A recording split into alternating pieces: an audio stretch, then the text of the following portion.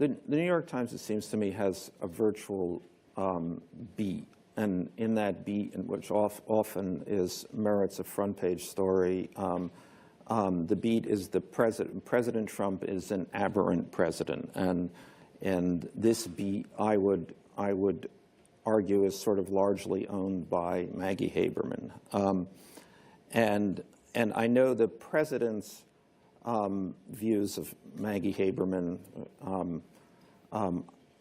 and yet why does he speak to her?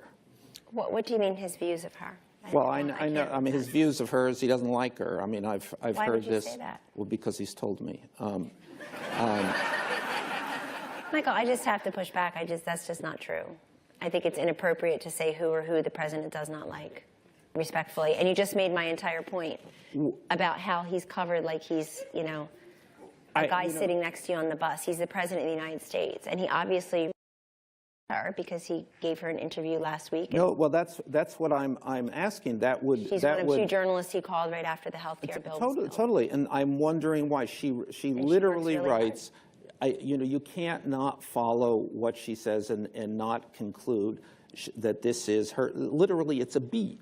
The aberrant presidency of Donald Trump, New York Times beat. She's the writer on that beat. I know what the president thinks. I mean, I know what he has said about her, and yet he reaches out to her. So I'm just wondering what. I mean, maybe that's a good thing. You can say, you know, you reach out to people. Well, it certainly undercuts the ongoing premise that, you know, he's not giving access to the press, or he's not fair to the press. He does. He gives interviews.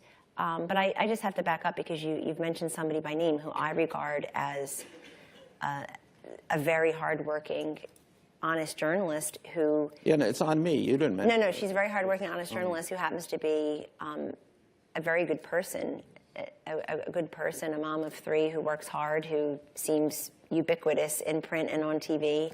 And I think just had a really nice profile written about her. But since you mentioned somebody by name, it just felt a little uncomfortable.